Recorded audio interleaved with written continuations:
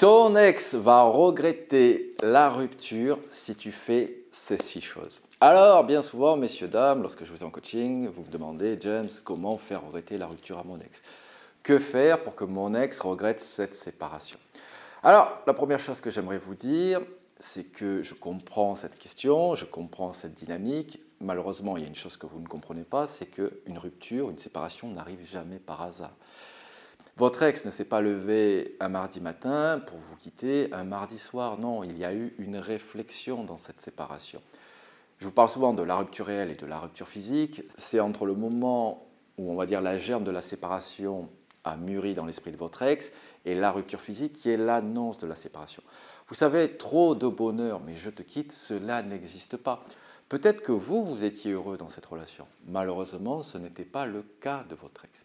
Également, ce que vous devez comprendre, c'est que si votre ex vous a quitté, il y avait un manque d'épanouissement dans la relation. Ce n'est pas un manque de sentiments forcément, mais un manque d'épanouissement. Mais c'est surtout parce que vous ne répondiez plus à ses besoins, ses attentes et ses envies. Et c'est la première étape vers votre reconquête amoureuse. C'est comprendre les causes de la séparation. Parce que bien souvent, vous allez miser sur les sentiments. Vous allez courir derrière votre ex, lui promettre monts et merveilles. Malheureusement, ça ne marche pas. Ce n'est pas comme cela qu'on fait regretter une séparation. J'ai envie de vous dire, ce n'est pas la séparation que vous devez faire regretter à votre ex, pardon.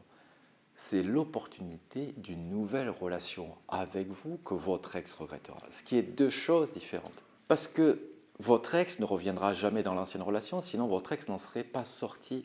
C'est pour ça que lorsque vous me dites comment faire regretter la rupture, malheureusement c'est impossible. Par contre, lui faire regretter une opportunité de sortir à nouveau avec vous, là oui, c'est possible. Et c'est dans ce cadre-là qu'il faut agir dans une reconquête amoureuse. Non pas sur le passé, mais sur le présent et l'avenir. Également, ce que j'aimerais vous dire, c'est que vous faites bien souvent 3 erreurs majeures, je vous en ai parlé, c'est miser sur les sentiments, vouloir rattraper ces erreurs du passé et courir derrière son ex. Tout cela, je vous le dis, ça ne fonctionne pas. Ça peut fonctionner dans le cadre d'une dispute de couple, ça peut fonctionner dans le cadre d'un break sentimental, mais ça ne fonctionne pas dans le cadre d'une séparation.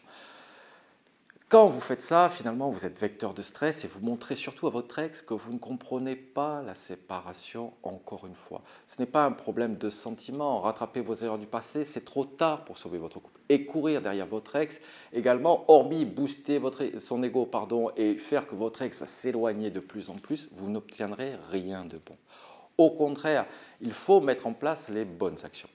Messieurs, dames, j'en profite, c'est le bon moment pub pour vous dire de vous abonner à ma chaîne si vous ne l'avez pas encore fait, comme ça vous recevrez toutes mes vidéos, et de mettre le petit pouce en l'air qui fait toujours plaisir.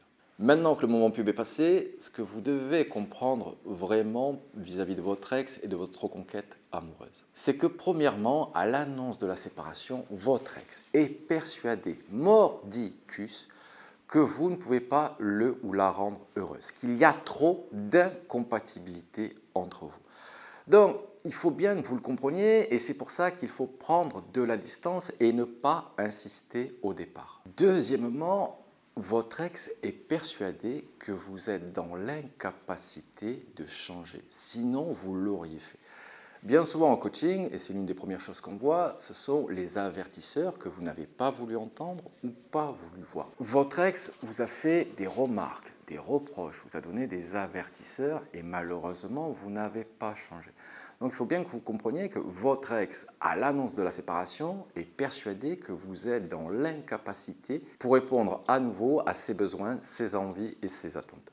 Et troisièmement, que ce n'est pas une question de sentiment, mais de valeur perçue. Bien souvent, vous me dites, qu'est-ce que je dois dire à mon ex?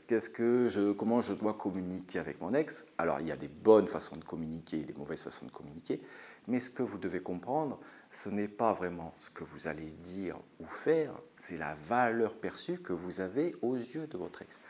Bien souvent, en coaching séduction, je vous parle de la rose à une flamme. Si vous offrez une rose à une femme qui a un fort niveau d'intérêt pour vous, c'est-à-dire qu'aux yeux de cette femme, votre valeur est haute, elle sera ravie.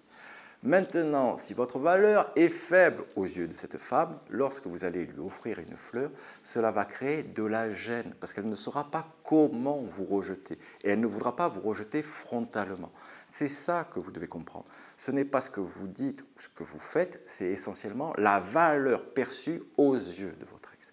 Donc maintenant, passons à comment faire regretter son ex la rupture amoureuse. Et la première chose que j'aimerais vous dire, c'est amoindrir vos défauts.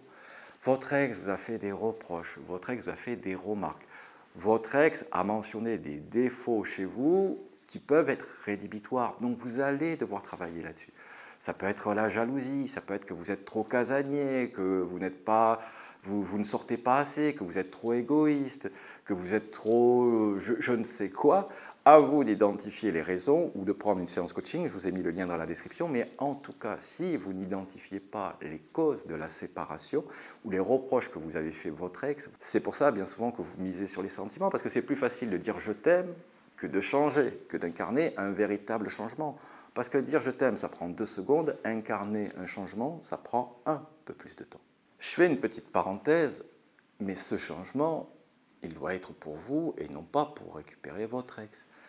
Ce n'est pas en voulant plaire à quelqu'un que l'on va lui plaire, bien au contraire, c'est votre authenticité qui plaît. Ce changement, j'insiste, mais il doit être véritablement pour vous et non pas pour récupérer votre ex. Et j'ai envie de vous dire que vous récupériez Thibaut, Stéphanie, Monique ou Gérard, peu m'importe, ou que vous ne récupériez pas cette personne, peu importe, ce changement, il est pour vous. C'est pour un plus dans votre vie, parce que vous êtes d'accord avec votre ex. Parce que votre ex a mentionné des défauts, et j'ai envie de dire, d'autres personnes les auraient mentionnés également. Donc c'est pour vous, bien souvent en coaching, quand on parle de vos relations passées, bien souvent, les personnes vous ont quitté pour les mêmes raisons. Et donc c'est à vous de vous apercevoir que, effectivement, si vous ne changez pas, toutes vos relations amoureuses seront dysfonctionnelles. Donc, si vous amoindrissez vos défauts, je peux vous dire que votre ex va commencer à se poser les bonnes questions. Parce que votre ex vous a quitté en partie pour ça. Donc, si vous voulez gommer, j'insiste, votre ex va vous tester pour savoir si vous avez réellement changé. Mais si vous avez gommé, je vais dire ce que vous reprochez votre ex, qu'est-ce qui s'oppose maintenant à une nouvelle relation avec vous? Parce qu'en amoindrissant vos défauts, vous redevenez une opportunité pour votre ex. Deuxièmement, pour regretter son ex, il faut être en forme, physiquement, vestimentairement, émotionnellement. Bien souvent, vous utilisez la stratégie de l'apitoiement ou de la tristesse. Vous montrez votre tristesse à qui veut bien l'entendre. Et surtout, à votre ex ou aux personnes qui côtoient votre ex. Ça, c'est une erreur. Que vous soyez triste, je l'entends, bien évidemment que c'est dur une séparation. Que vous soyez triste une semaine, 15 jours, pour certains dans les relations longues, un mois, au-delà, ce n'est pas possible. Votre ex, vous ne la recharmerez pas en montrant, en incarnant de la pitié. Non, votre ex s'est mis avec vous parce que vous étiez heureux, parce que vous étiez en forme, physiquement, vestimentairement, émotionnellement, parce que vous aviez votre fameux contrôle émotionnel, parce que vous étiez joueur, parce que vous étiez détaché émotionnellement. C'est ça qui a plu à votre ex. Il faut que vous remettiez de la joie de vie dans votre vie. Si votre ex revenait demain matin par curiosité reprendre de vos nouvelles et que votre ex voit que vous n'avez pas avancé, voit que vous êtes toujours triste, toujours malheureux, ne vous étonnez pas que votre ex ne revienne pas dans votre vie. Alors au début, je veux bien l'entendre, que vous allez devoir feindre le bonheur.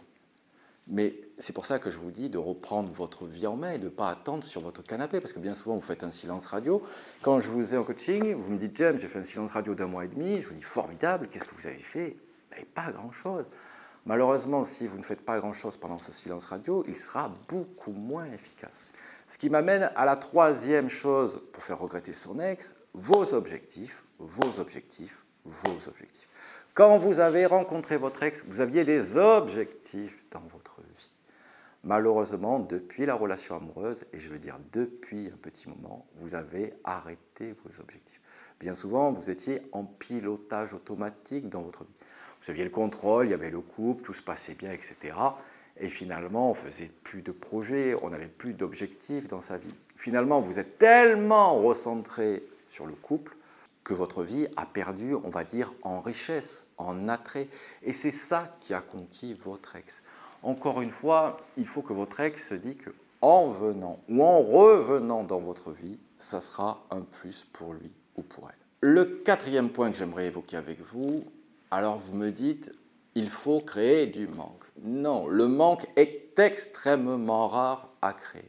Ce que vous allez créer par contre, c'est de la curiosité. Et c'est largement suffisant pour faire revenir un ex. Malheureusement, l'erreur que vous faites, c'est quand votre ex revient, ben, vous lui montrez vos intentions, vous rassurez votre ex. Vous n'avez pas de détachement émotionnel et c'est pour ça que votre ex repart. Bien souvent, quand vous dites mon ex est perdu, mon ex ne sait pas où il est, où elle est, mon ex m'écrit puis repart, c'est parce que vous rassurez votre ex sur vos intentions. Vous avez su créer la curiosité avec un peu de distance. Et puis votre ex est revenu à vos nouvelles, vous avez rassuré votre ex a vu que rien n'avait changé dans votre vie, votre ex a vu que vous étiez toujours accro à lui ou à elle. Pourquoi se presser? Votre ex est reparti. Ça y est, la curiosité est passée. Vous savez, vous allez avoir des fenêtres de tir dans votre reconquête amoureuse, mais malheureusement, vous n'en allez pas en avoir 50.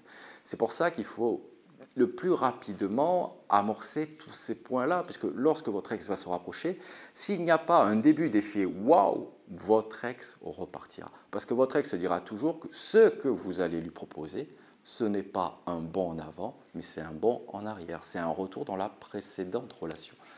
Malheureusement, ça, il ne faut pas le verbaliser. Il faut vraiment l'incarner par le changement, par les objectifs, par de la nouveauté dans votre vie, par un changement d'état d'esprit. Retrouver ce détachement émotionnel. Malheureusement, il va falloir que vous tourniez la page du passé, que vous arrêtiez de vouloir sauver votre couple pour maintenant en écrire une nouvelle, avec ou sans votre ex. Le meilleur conseil pour récupérer son ex, c'est faire de sa vie comme si son ex n'allait jamais revenir dans la vôtre. C'est comme ça, parce que là, vous allez mettre en place les bonnes actions, sans vous dire qu'est-ce que va penser mon ex, est-ce que mon ex va revenir, etc.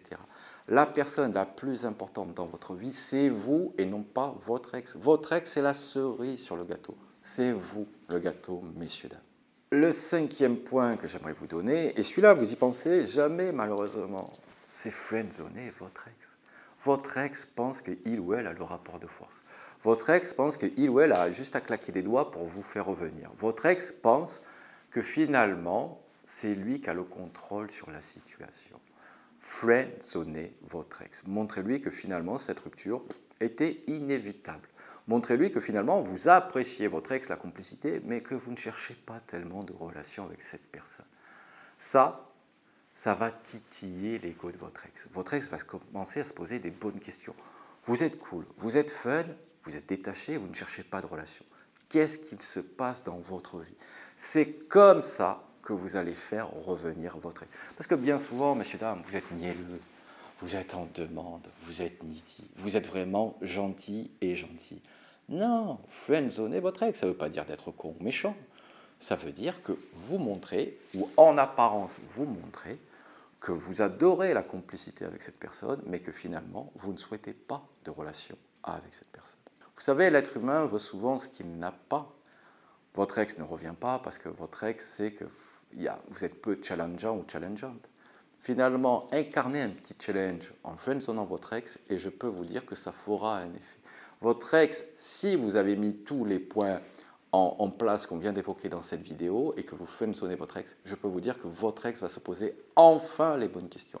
Et un ex qui se pose les questions, c'est un ex qui commence à avoir du doute. Et si vous continuez dans la linéarité des bonnes actions, je peux vous dire que votre conquête amoureuse est sur une véritable autoroute. Et enfin, le dernier point, c'est pourquoi votre ex est mis avec vous? Parce que vous étiez heureux, parce que vous étiez pétillant, parce que votre jeu JE donnait envie de créer un nous. Vous ne criez pas votre incomplétude, votre mal-être, votre tristesse. On avait envie de passer du temps avec vous. Il y avait des rires, c'était cool. Maintenant, il y a quoi? Il y a la tristesse, il y a des questions, des pourquoi, des comment, mais tu as quelqu'un, est-ce que tu m'aimes encore? Est-ce que vous pensez que ça donne envie à une personne d'accepter la communication, d'accepter les rendez-vous et de vous relaisser une seconde chance? Je vous le dis, la verbalisation, c'est vraiment le fardeau de votre reconquête amoureuse. Je sais que vous voulez comprendre, je sais que vous voulez convaincre, mais cela ne fonctionne pas. La reconquête amoureuse, c'est d'abord se recentrer sur soi massivement. Toute l'énergie que vous mettez à montrer à votre ex que vous êtes une personne géniale, mettez-la sur vous. Vous voulez un secret, vous êtes une personne géniale. Il n'y a que votre ex qui s'en rend plus compte.